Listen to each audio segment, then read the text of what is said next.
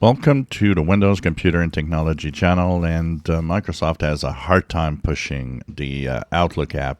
We know that Mail will eventually be transformed into the Outlook app. You could see that the Mail app is here, but in reality, it actually opens up into the Outlook here, and we are going to lose the option to move back and forth from Outlook to Mail. So right now, if you look, I still have the switch for the new Outlook, but this is going away soon.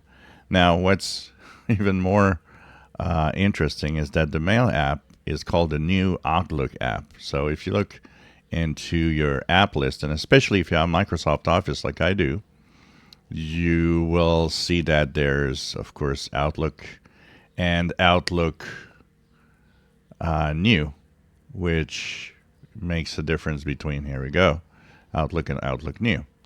So Outlook, of course, is the Microsoft Outlook, and I don't use that.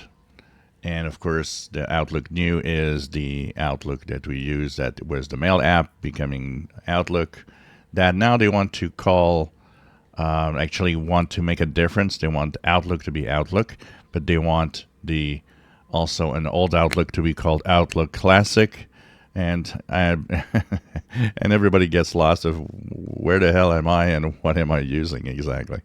So anyways, there's still a lot missing. There's a lot of people that are not happy with the new one. It still doesn't sync the way they like it. The only thing I would guess is eventually it should work the way that people want, but I guess it's still being tweaked on.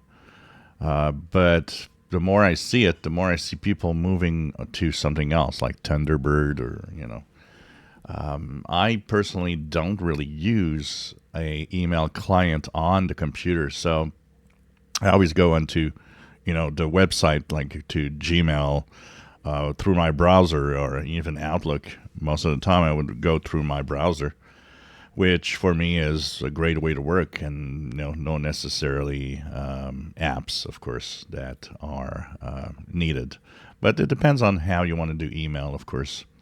The good thing about it is if you don't like the Outlooks at some point, the Outlook apps are removable, so you can go into your settings, go into the apps and the installed apps, and you'll see that there's an uninstall button if you ever don't want to use the Outlook app itself. So if you go to Outlook here, Outlook, here we go, Outlook New, which is the one that I'm using, you will have a uninstall button available. So that is at least the good news. It lets you uninstall it. If you enjoy my videos, please subscribe, give us thumbs up. Thank you for watching.